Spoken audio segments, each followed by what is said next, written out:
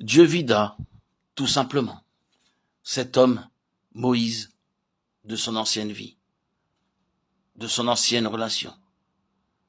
Oui, ce fut une œuvre de séparation drastique et très profonde, qui était représentée par le fait de le sortir hors d'Égypte et de le garder si loin, en retrait, dans un lieu désert, pendant si longtemps.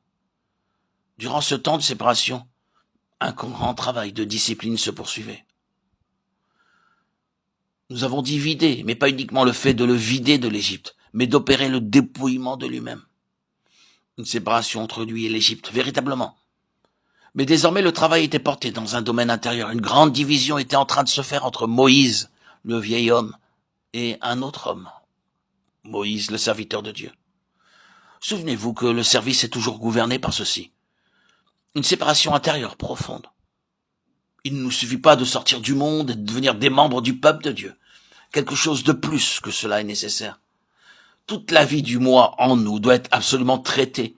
Et là, une grande séparation doit avoir lieu. Le Moïse fougueux, bouillant et impulsif doit devenir le Moïse doux, patient, calme, apprenant, peut-être par-dessus toute chose, la douceur et la patience. Quelle discipline que ces 40 années de dépouillement de soi. À présent, quand il entre réellement dans sa vie d'œuvre, sa vie de service, une des choses dont il aura le plus besoin sera la patience. Et il n'y a rien de plus propice pour produire la patience que la discipline de l'inaction. Nous n'apprenons pas la patience lorsque nous pouvons nous maintenir occupés, lorsque nous pouvons satisfaire toutes nos impulsions en faisant quelque chose. Mais lorsqu'il ne nous est pas permis de faire quoi que ce soit, lorsque nous sommes occupés et coupés du ministère, de l'œuvre et du service, et enfermés dans la discipline de l'inaction, de l'inoccupation, la discipline de l'attente, du ne rien faire, d'attendre.